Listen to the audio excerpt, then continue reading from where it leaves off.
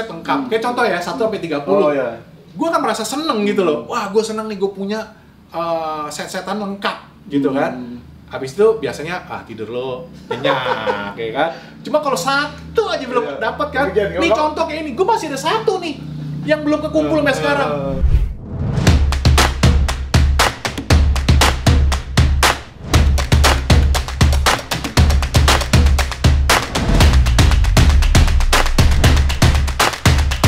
Halo Sobat Diecast, jadi hari ini gue berkesempatan lagi buat jalan-jalan.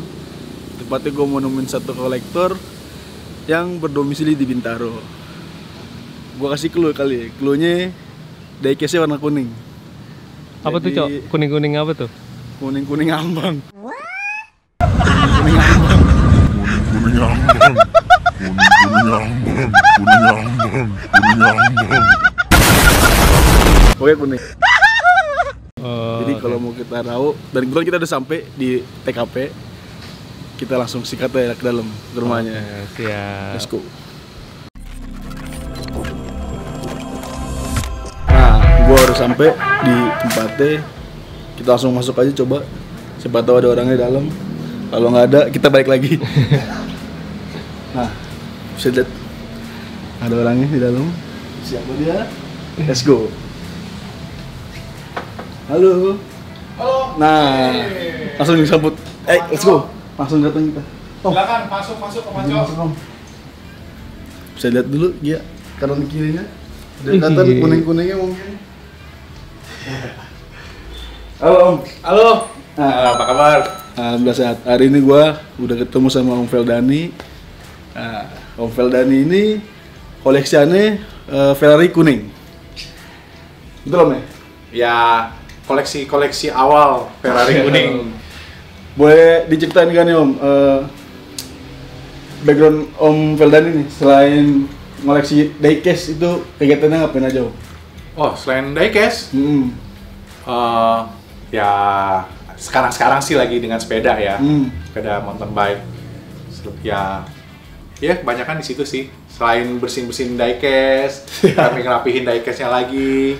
Jadi ya kita coba isi lah dengan yang bermanfaat Nah, waktunya. jadi Om Feldani selain hobi diecast juga hobi goes, terutama di MTB Om ya? Ya, betul. Nah, mulai dari kapan nih Om koleksi diecast? Terus terang aja ya, perkenalan gua lagi ya dengan dunia diecast itu tahun 2013. 2013. Waktu itu ketemuan sama Om Markus, dia cerita, dan awalnya sih sebetulnya gara-gara gua waktu itu pengen ke Amerika. Terus Om Markus sama Boy ke Situmorang ketemu sama gua nih, ngobrol, lu mau ke Amerika, lu hunting diecast tuh di sana. Ada tuh toko-toko di sana tuh kayak di Walmart, Target, Kmart gitu kan. Apa yang gua harus lihat? Gua bilang gitu kan. Ya Hot Wheels, di sana kan banyak Hot Wheels. Nih, lu cari yang kayak gini-gini nih, ya kan? Mainannya waktu itu kayak Land Rover, terus ada muscle car gitulah. Oh ya udah, berdasarkan informasi itu, singkat cerita gue sampai di Amerika, and then gue mulai tuh samperin ke toko-toko, bukan toko sih, lebih ke kayak supermarket ya, supermarket lah ya, kayak Walmart, kayak Giant-nya di sini lah gitu kan. Gua ke Walmart, terus gua ke Kmart. Nah, habis itu gua foto-fotoin tuh. Belum gua beli. Jadi gantungan-gantungan gua foto-fotoin semua ya kan. Gua kirim WA ke Markus, ke Boyke. Nih yang mana yang gua beli nih? Gua nggak tahu nih harusnya gua beli yang mana. Akhirnya dikasih tahu, yang ini deh, lu beli ini, yang ini. Ya udah, besoknya gua datang lagi tuh ke toko tuh. Ke supermarket itu kan, ya udah, ada yang masih ada yang udah nggak ada, ya kan? Yang kebanyakan masih ada sih. Udah gue ambilin tuh, gue kumpulin, terus gue foto, ini udah gue beli nih ya, yang ini. Oke, ini besok nanti lu datang lagi ke yang ini, cari yang ini. Nah, jadi berdasarkan dari dengan gue boleh bilang dipandu lah ya, sama teman-teman. Akhirnya gue sendiri mempunyai niat. Tadinya gue cuma sebatas just tip lah, kasar boleh dibilang kayak just tip. Tapi kok gue cuman beliin buat orang, gue juga suka kok, gue bilang gitu kan. Akhirnya gue juga mencari yang gue suka. Apa yang gue lihat ya gitu, oh gue suka Dodge Charger. Gue lihat kan, karena Dodge Charger pada saat itu gue inget di filmnya Dukes of Hazzard. Dukes of Hazzard, film Dukes of Hazzard itu mobilnya Dodge Charger warna orange. Ya kan, terbang-terbang tuh mobilnya tuh. Wah itu aja deh. Walaupun gue nggak nemuin mobilnya Dukes of Hazzard itu nggak ada. Tapi ada waktu itu 69 Dodge Charger. Gue beli satu. Terus habis itu gue ke toko mainan, ada namanya toko mainan Red Caboose namanya. Di Manhattan tuh, di 43 Street lah. Di basement gitu. Di luar negeri ya, bukan di sini. Jadi yang buat nyari-nyari itu nggak ada, pokoknya ini ceritanya. Enggak, ini kebenaran aja, semuanya serba kebenaran gitu kan. Pas lagi ada urusan yang lain, terus gue sempetin, ya itulah perkenalan gue kembali dengan dunia diecast. Nah boleh ceritain Om, kenapa harus diecast Om? Padahal kan mainan banyak nih Om. Kenapa dari lu sendiri ke pencutnya sama diecast gitu? Jadi mungkin diecast, mobil-mobilan diecast ya lebih tepatnya, karena banyak miniatur lainnya yang kita bisa bilang diecast. Kayak kereta-keretaan, pokoknya sesuatu yang dicetak lah, itu kan diecast ya artinya. Cuman gue lebih tepatnya diecast mobil-mobilan. Nah kenapa gue kepincut dengan diecast mobil-mobilan?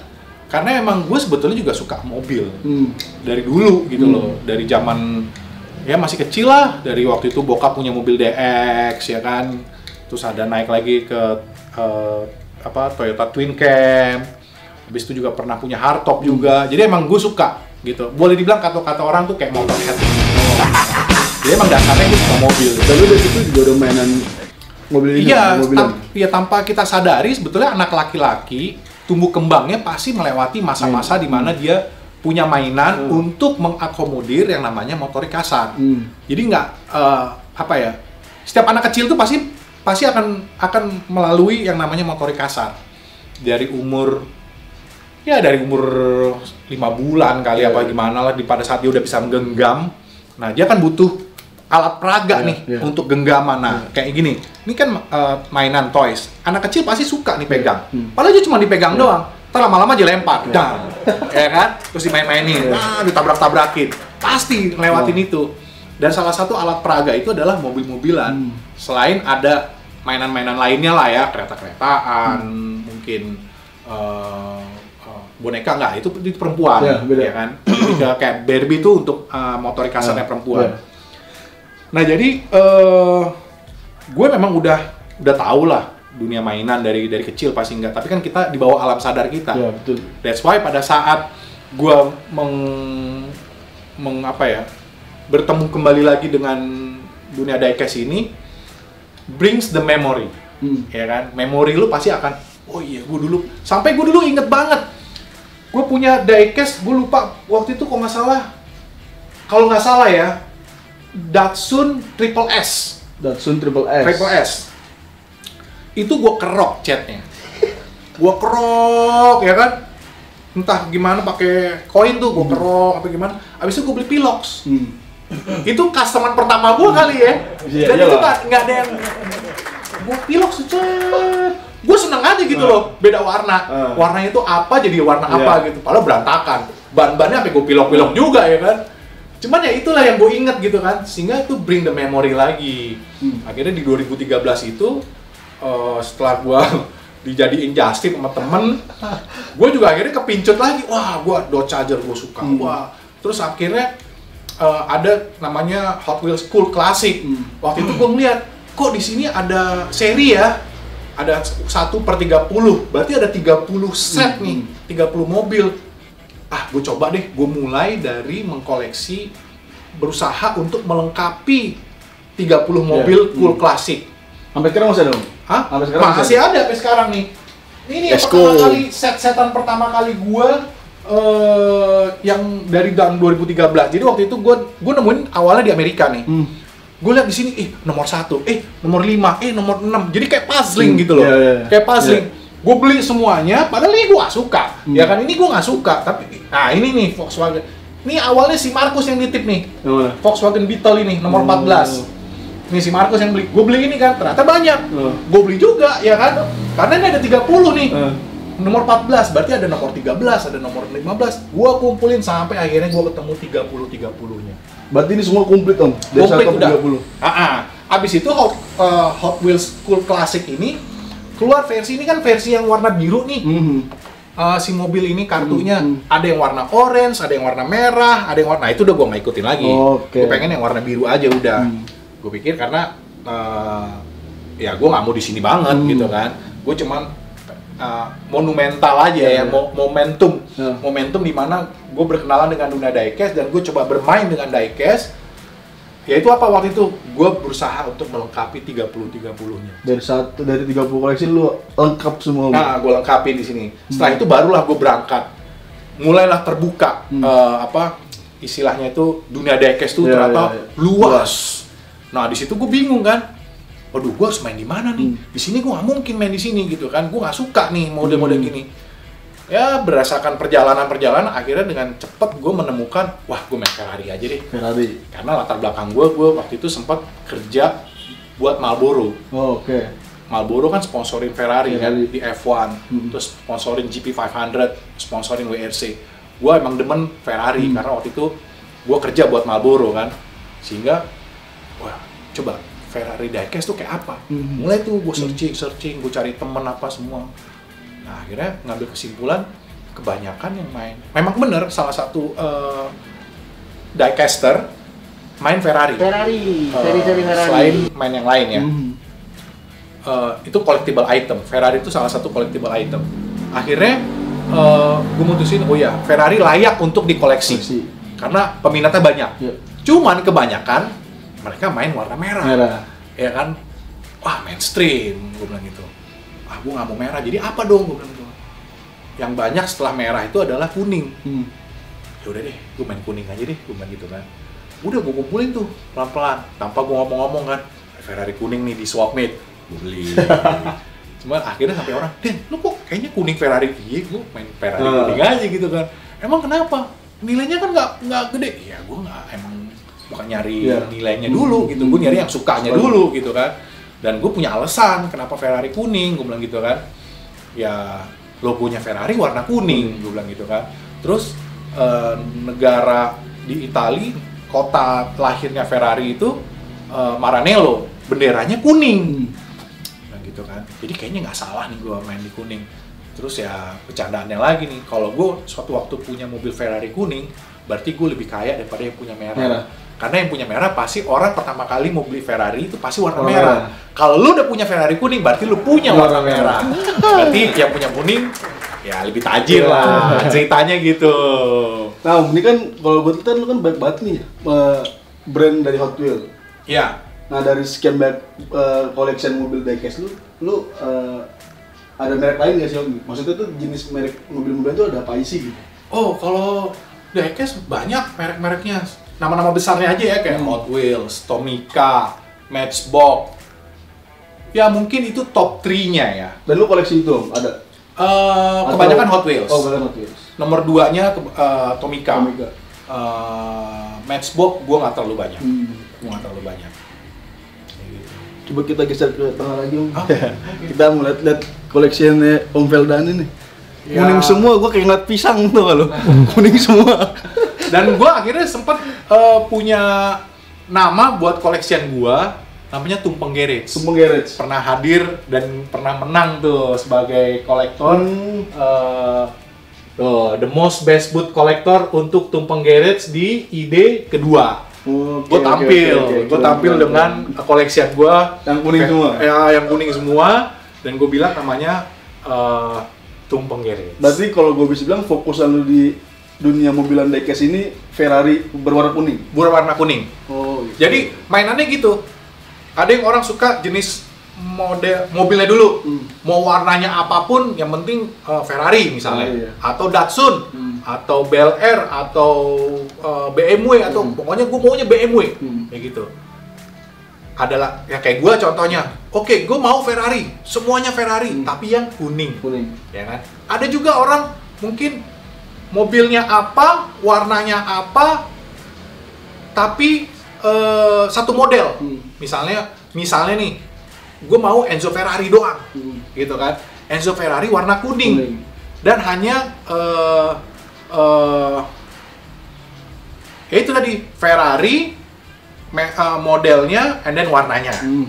Lu bisa atur suka-suka lu lah. Ya kan lu yang punya lu yang punya justifikasi lu masing-masing gitu kan. Akhirnya akhirnya lu akan menemukan. Jadi gini Om, sebenarnya kalau mau cerita boleh cerita. Gue ini sebenarnya orang yang baru mau koleksi Om. Gue pemula nih. Nah, gue tuh pengen tahu gimana cara gue ngeliat sisi value dari sebuah mobil diecast.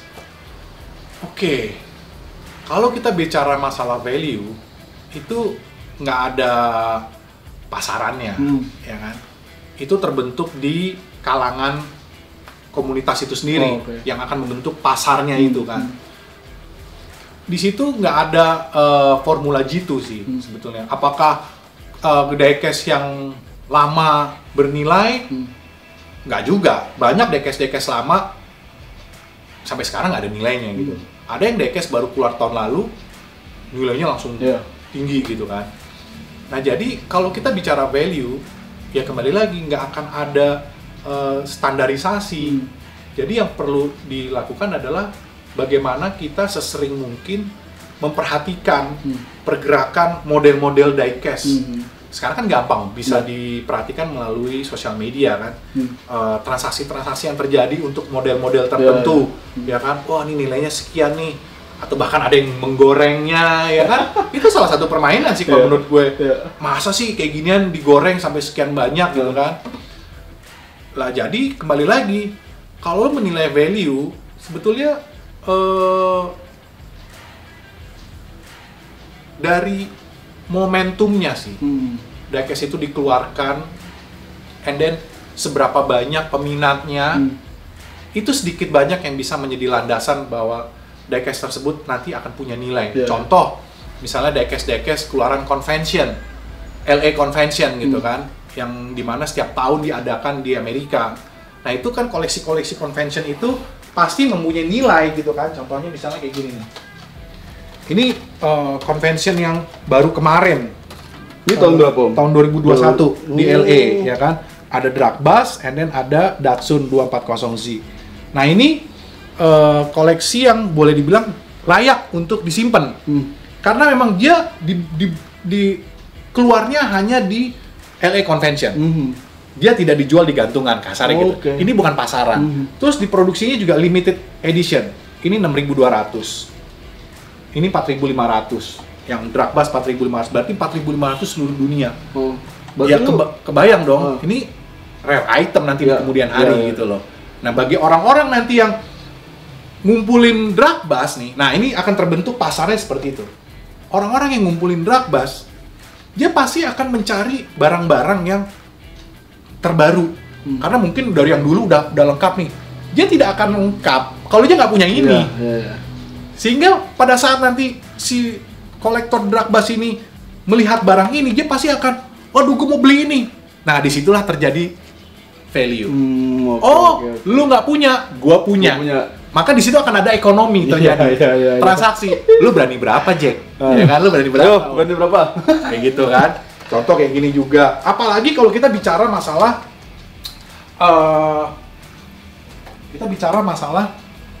convention, tapi desainernya udah meninggal, Bo. Dengan rasa hormat gua dengan Ryu Asada, karena gue bertemu langsung dengan beliau tahun 2016 di acara dinernya di mobil ini. S2000.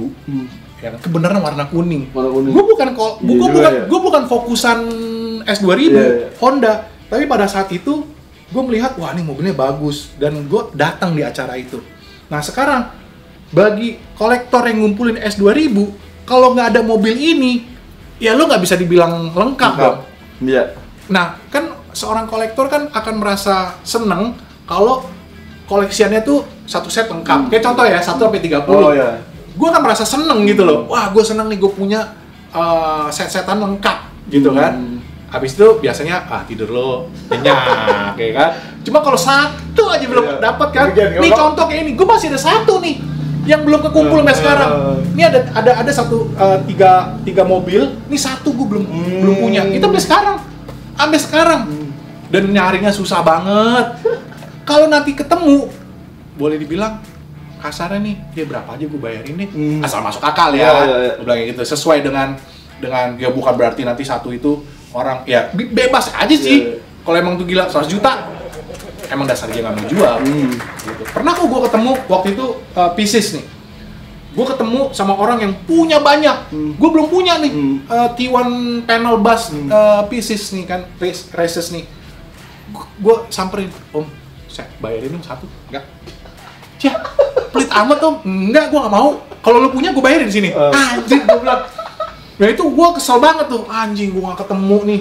Jadi bolong kan set-setan gue. Iya.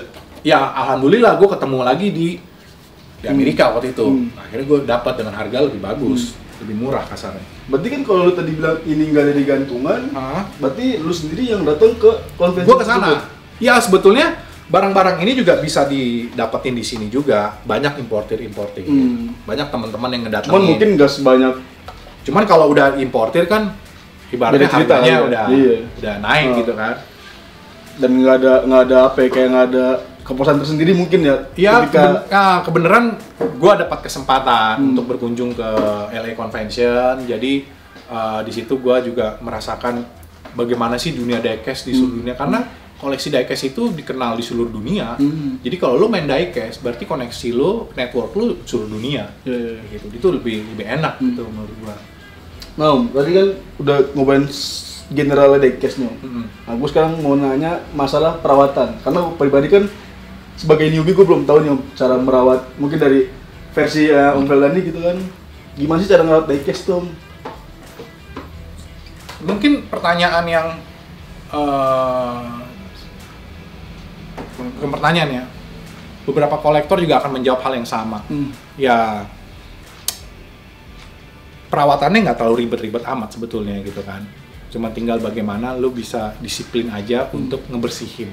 Karena kan negara kita kan negara tropis, lembab. Nah, sebetulnya yang bener itu adalah bagaimana lu bisa mengatur kelembapan ruangan. Terus lu bisa ngebersihin dari debu-debu dengan disiplin. Sebenarnya sebatas itu aja sih, nggak ada yang. Tapi ada lagi yang lebih canggih lagi yang bener-bener sampai setup ruangan, dikasih pelembab ruangan. Ini itu dikasih AC apa banyak. Itu mungkin bahkan ada yang diasuransiin. Gue pernah ketemu. Jadi satu ruangan itu koleksiannya 1.8 skala 1.8 amalgam gitu-gitu. Satu ruangan itu diasuransiin. Padahal nggak ada asuransi mainan. Gue juga nggak pakai asuransi kayaknya, gue kalah sama diecast kayaknya. Jadi suka-suka lu lah, boleh dibilang gimana cara merawatnya. Nggak ada spesifik lu harus begini beda sama lu kalau misalnya koleksi binatang gitu kan, memang harus ada perlakuan khusus. Makanannya harus bener ini, sama kayak lu misalnya piara cupang lu harus kasih ini ya itu kan makhluk hidup. Ini kan mainan makhluk mati kasarnya gitu kan. Nah, untuk mau nyari kayak gue mau nyari diecast. Kalau jadi dengar cerita lu tadi kan, lu kan datang ke Walmart gitu lah ya, minimarket. Nah kalau lu untuk sekarang tuh masih kayak hunting nggak sih gitu? Masih. Gue pokoknya gini nih. Gue yakin semua diecaster setiap masuk Indomart, Alfamidi apa pasti nggak akan lewatin yang namanya daerah diecast, Hot Wheels namanya. Dan itu masih gue lakukan gitu. Walaupun nggak beli, cuman lihat. Siapa tahu ada daging, ya kan siapa tahu gitu kan. Ya itu tetap masih gue lakukan sampai sekarang, dan bahkan beberapa juga masih gue beli gitu kan, walaupun itu jatuhnya juga bukan karena seneng aja gitu loh, karena seneng, apalagi sensasi di mana lo habis lo beli lo buka gitu kan, wah lo mainin itu ada kepuasan tersendiri. Nah dari sekian diecast koleksian lu nih Om, mana yang menurut lu paling spesial sih buat diri lu sendiri, yang paling bener-bener kayak wah ini nih kayak penuh cerita lah atau apa gitu? Kalau gue boleh jujur ya, ada satu mobil dan itu bukan Ferrari kuning, itu Candy Stripper, Bel Air ya. Bel Air. Gesser, Bel Air Gesser. Kenapa itu menjadi hal yang sangat berkesan buat gua? Karena gua menemukannya itu tanpa ada yang ngasih tahu, gitu kan. Dimana gue ketemu secara nggak sengaja di YouTube waktu itu Lemley Group bikin videonya mengenai si candy stripper Bel Air Gesser itu, dan dia buka dan dia pamerkan, terus gue langsung jatuh hati karena gue ngeliat gila nih mobil bagus banget. Catnya Spectra Flame, terus warnanya pink, habis itu juga grafisnya bagus banget. Gue sampai bermimpi gitu kan, wah gila kalau ada di Indonesia, mungkin nggak ya ada di Indonesia gitu kan. Sampai gue ngobrol sama Om Dani Bi, waktu itu di Swapit gue ketemu, gue tunjukin tuh videonya Om Bi, keren banget nih mobil gitu kan, kayak gini nih, ada nggak ya di Indonesia? Wah susah tuh barangnya kayak gitu kan, tapi sampai tahu ada gitu. Bener, pas gue lagi buka-buka Facebook setelah berapa bulan kemudian, ada di lelangannya Om Si Michael. Ada lelangannya, udah gue ikutin tuh lelangannya, aku pengen beli nih, cuman harganya udah mulai tinggi kali ya, udah nggak apa ya, maksudnya waktu awal-awal kan lu beli diecast harga 30 ribuan ya kan, cuman di situ di lelangan harganya udah ratusan ribu gitu loh. Waduh, cuman dasar emang gue suka, gue ikutin gitu kan. Akhirnya sampailah gue menang closing di 1,5 juta. 1,5 juta? Di 1,5 juta. Dan lu dapat mobil itu? Dan gue dapat, dan itu adalah diecast termahal gue saat itu tahun 2014 untuk gue beli. Dan gue ngebayarnya deg-degan. 1,5 juta untuk sebuah mobil mainan. Wah gila, nggak habis pikir tuh gue. Nah ya udah, akhirnya sampai sekarang gue masih keep dan denger harganya sekarang udah fantastis. Ya mungkin itu kesan yang lebih dari gue yang gue bisa rasakan gitu kan. Boleh lihat barangnya mungkin Om? Oh di sini nih. Beneran di sini gue taruh. Nah ini dia yang diceritain Om Felani spesial. Jadi dan kayak gue tuh kayak ada tanda tangan tuh. Ya, Brandon Petuski. Ini ditandatangani oleh beliau, dan kebenaran waktu itu dia datang ke Indonesia kan. Cuman ini gue tanda tangannya. Jadi waktu itu tahun 2019 ya. Ya 2019 si Brandon datang. Ya ini 2019. Jadi selalu gitu tuh, ide itu selalu setelah convention. Convention di awal Oktober, ide di akhir Oktober. Nah jadi waktu itu emang udah ada kontrak di mana Brandon akan datang ke Indonesia. Okay. Nah gue ke Amerika nih, gue temuin si Brandon. Brandon lu nanti sama gue ya, kita ke Indonesia deh kasih. Oh duluan ya. Udah gitu kan. Gue ada candy stripper, lu tanda tanganin dong. Oh iya tenang aja kan.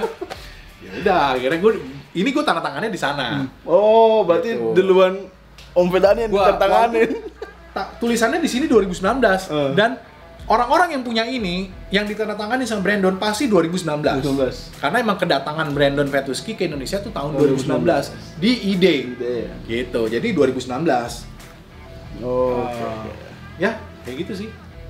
Ini yang berkesan banget sama gue. Udah berapa orang yang nawar, aduh gua jangan lepas dulu deh, bukan gitu kan. Nah, kalau tadi kan spesial Om. Sekarang gue pengen tahu, pengen denger cerita lu nih Om, seputar pengalaman cerita unik selama koleksi diecast. Cerita unik ya?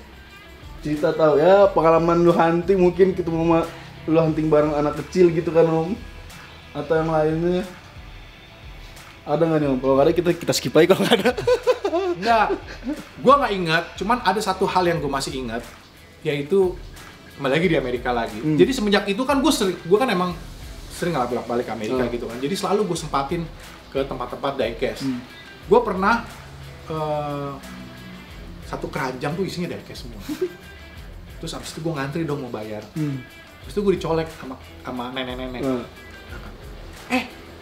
Lu koleksi diecast? Lu beli diecast banyak amat? Iya Oma, saya koleksi diecast juga. Gila lu ya, bisa keranjang kayak gini lu beli? Iya. Terus bilang, tuh suami gue juga tuh. Si kakek-kakeknya bilang dia kayak gini kan. Itu juga tuh suami saya, banyak banget diecastnya di rumah. Ngapain sih jadi sampah aja? Jadi nyempitin rumah, pokoknya ngomel sendiri. Lah ini kenapa curhat gini mah gue bilang kan, udah gue diemin ya kan. Ya itu sih yang mungkin hal yang kocak sih gua. Nah pertanyaan terakhir nih Om, pesan untuk pemula kayak gua. Ada nggak nih Om dari Om Felani sendiri nih? Pesan harus kayak gimana koleksi gitu? Pesan gitu sih nggak ada. Nggak ada. Cuman yang basic-basic aja gitu kan. Once lo suka sama diecast ya misalnya, entah itu lo diracunin sama temen lo, intinya lo harus punya fokus. Lo harus punya fokus, at the end lo harus menentukan sendiri gue suka yang mana nih, kayak gitu. Daripada lo serem rautan kan, ada orang mau beli ini, lo ikutan beli ini. Ada orang fokus ini, lo ikutan fokus. Akhirnya nanti lo kebanyakan fokus, itu yang akan membuat lo akhirnya nanti bubar jalan sendiri. Karena lo capek, pasti capek. Tapi kalau misalnya lo mulai dari hal-hal yang emang lo suka dan yang spesifik, lo akan lebih fokus dan lo akan lebih asik. Dan di situ lo akan terlihat lo akan terlihat oleh orang-orang tuh sebagai kolektor tuh ya lo bener gitu loh. Kan banyak juga kolektor-kolektor yang ya itu tadi gue bilang apa aja gitu ya. Tapi nggak disalahin juga. Mungkin dia fokusnya adalah banyak-banyakan. Bisa aja.